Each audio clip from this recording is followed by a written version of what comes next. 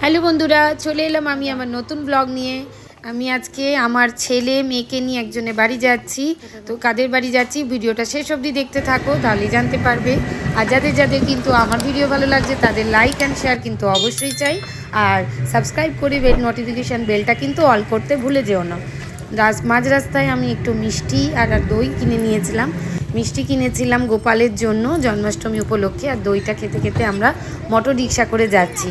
তো ভিডিওতে দেখতেই পাচ্ছ কতটা জল রাস্তায় জমেছিল। আমরা কোন রাস্তা দিয়ে মোটর রিক্সা নিয়ে তাদের বাড়িতে যে ঢুকবো সেটাই আমরা প্রথমে ঠিক করতে পারছিলাম না। আর যিনি রিক্সা চালাচ্ছিলেন তার খুব কষ্ট হচ্ছিল রিক্সাটি টেনে নিয়ে যেতে, এতটাই বেশি জল ছিল। কিন্তু করার কোনো কিছু ছিল না, ওই জলের মধ্যে দিয়েই আমাদের শেষ অবধি তাদের বাড়ি যাওয়ার জন্য ঢুকতে হলো। দেখো পুরো ভিডিওতে কোথাও কোথাও তো এক হাঁটু জলও ছিল। তো বাড়ির সামনে যখনই পৌঁছে গেলাম তাদের, সেখানে অবশ্য জল ছিল না। সেখানে গিয়ে দেখলাম জল একদম নেমে গেছে।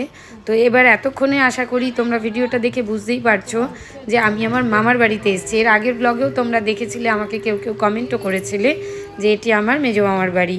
তো এখানে ওদের বাড়িতে ভিতরে গিয়ে আমি দেখাবো কত বড় গোপাল আছে। তার আগে মামার বাড়ির পাশেই এটি হলো মনসা মায়ের মন্দির। তো সেখানে আমি একটু নমস্কার করে নিয়ে মামার বাড়িতে ঢুকলাম। ঢুকেই দেখছি এখানে ভাই আর ভাইয়ের বউ, যেখানে গোপাল সোনা বসবে সেই জায়গাটিকে পুরো সাজিয়ে ফেলেছে। যদিও এখনও গোপালকে সেইভাবে সাজানো হয়ে ওঠেনি, তারপর ধীরে ধীরে তাকেও সাজানো হবে। তো আগে তার বসার জায়গাটা সাজানো হয়ে গেছে। এবার গোপালকে দেখো কতটা বড় এই গোপাল সোনা। এর আগেও ওদের বাড়ি গোপাল ছিল, কিন্তু এই দেখো সেই গোপালটি, আগের গোপালটি খুব ছোট্ট ছিল। তো ওদের খুব শখ ছিল যে একটি বড় গোপাল আনা হোক। তো সেক্ষেত্রে আমার ভাইয়ের বউয়ের ইচ্ছাতে মামার বাড়িতে এলেন। তো এখানটা বাইরেটা তো পুরো খুব অন্ধকার করেছিল।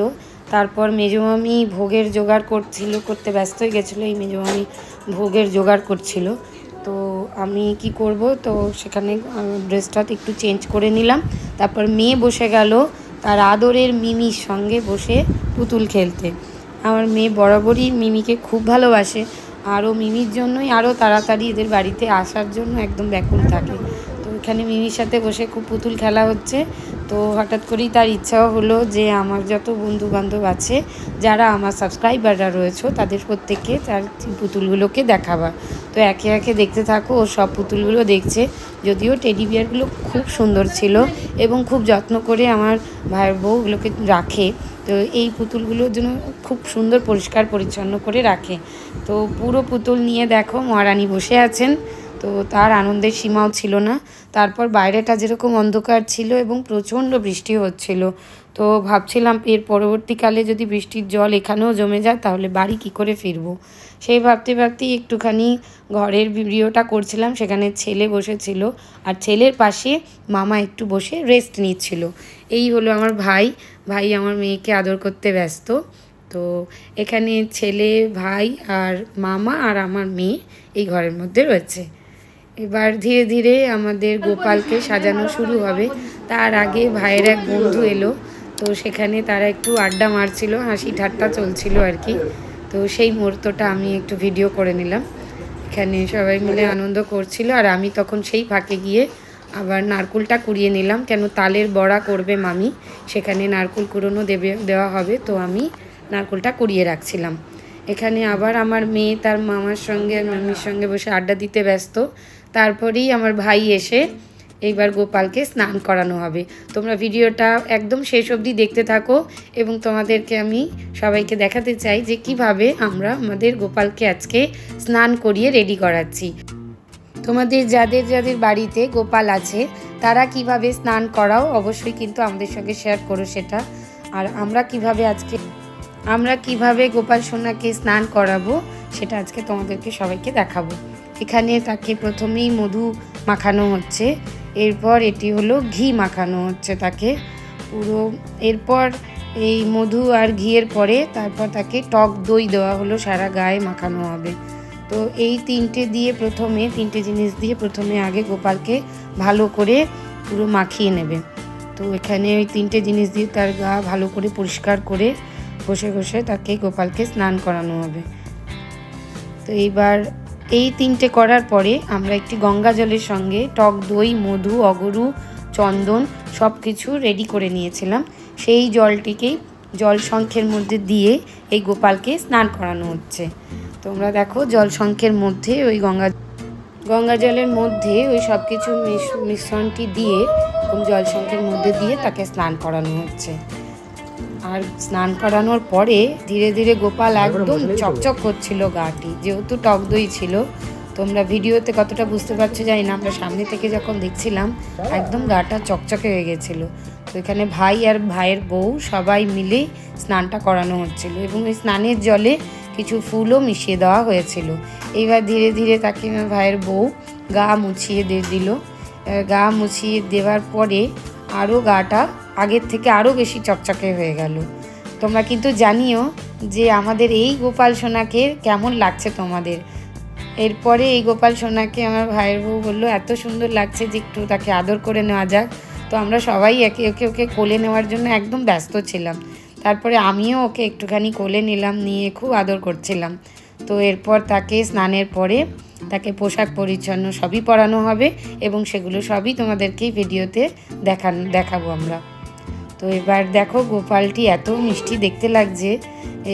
এবং তারপরেই আমার ভাইয়ের বউ একটি হলুদ রঙের ওর জন্য জামা কিনে নিয়ে এসেছিলো।